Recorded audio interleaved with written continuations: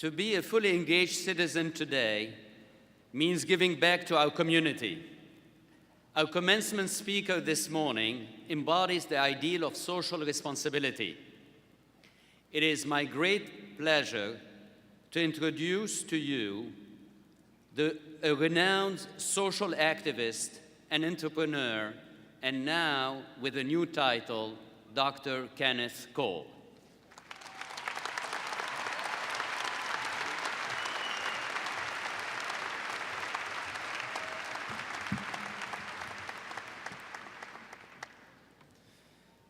Thank you, thank you, thank you. First, I should acknowledge and congratulate the class of '09. This has been probably a long-awaited journey, and you probably are totally enthralled, Red Sox and Yankee fans alike.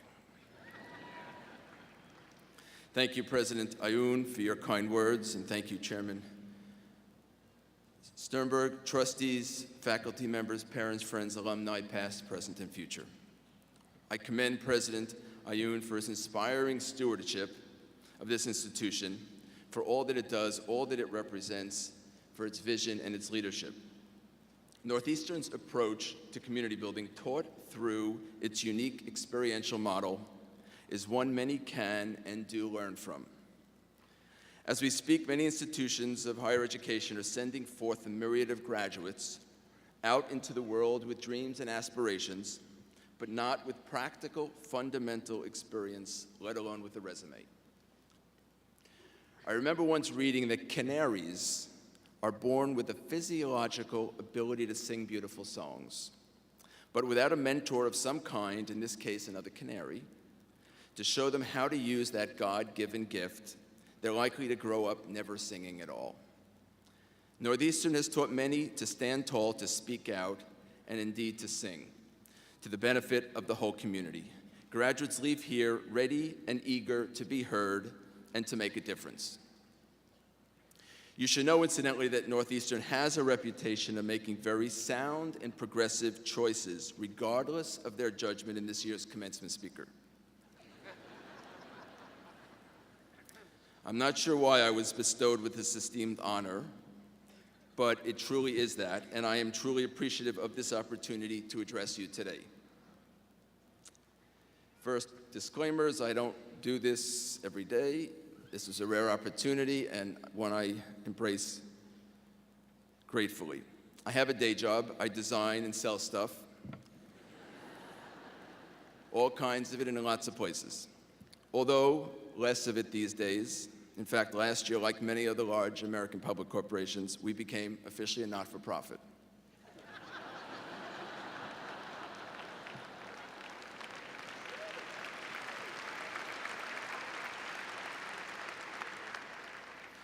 I wish that wasn't funny. So here I am, rather amused, knowing what I do for a living, looking at what all of us adults, and I use that word loosely, are wearing.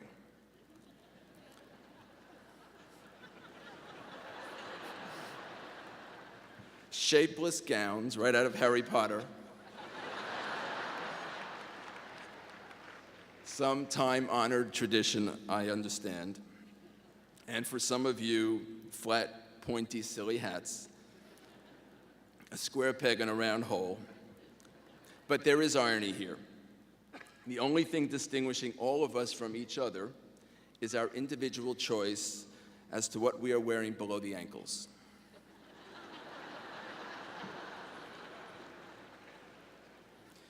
So that must be why I was chosen.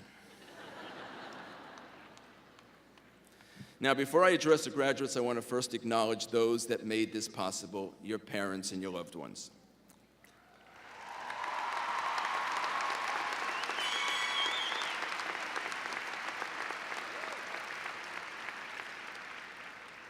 They put up with you for 20-some-odd years, holding your hands when they weren't holding their breath.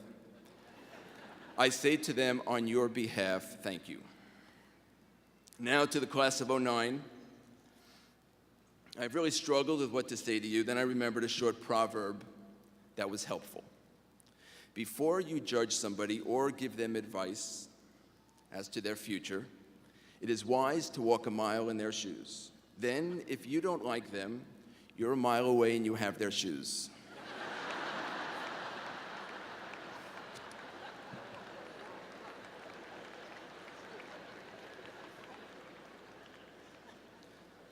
So to you graduates, before I address your situation, I thought I'd tell briefly about how I got here. It's a story people often ask me to tell.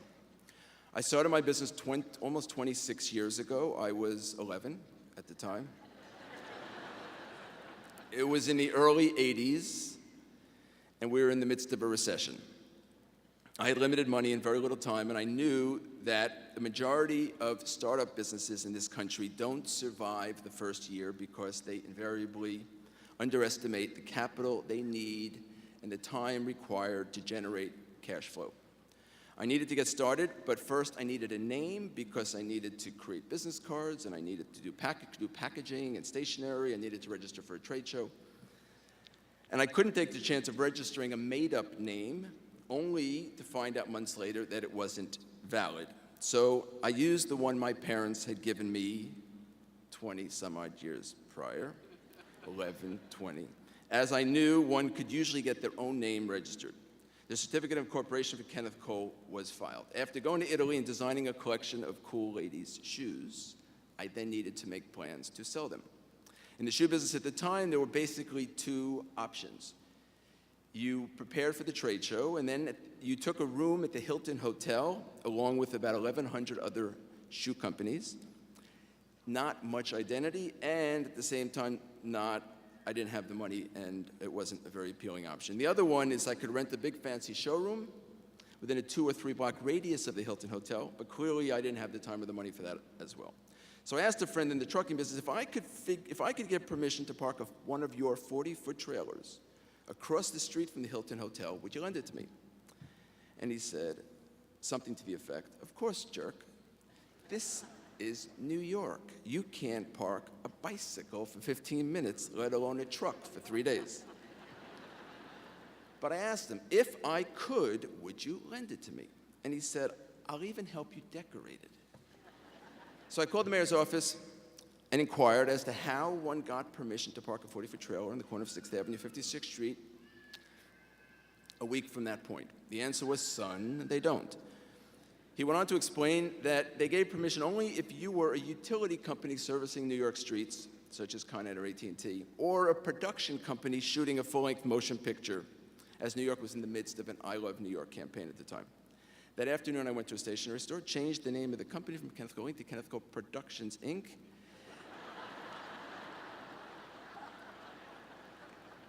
and the following morning, and I received a permit the following morning, compliments of Mayor Koch, to shoot a full-length motion picture called The Birth of a Shoe Company.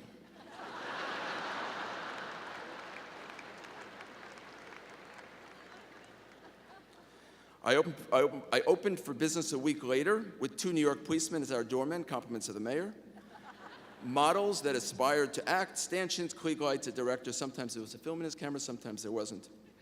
And in 2.5 days, we saw every important buyer in New York. We sold 40,000 pairs of shoes, and we were off and running.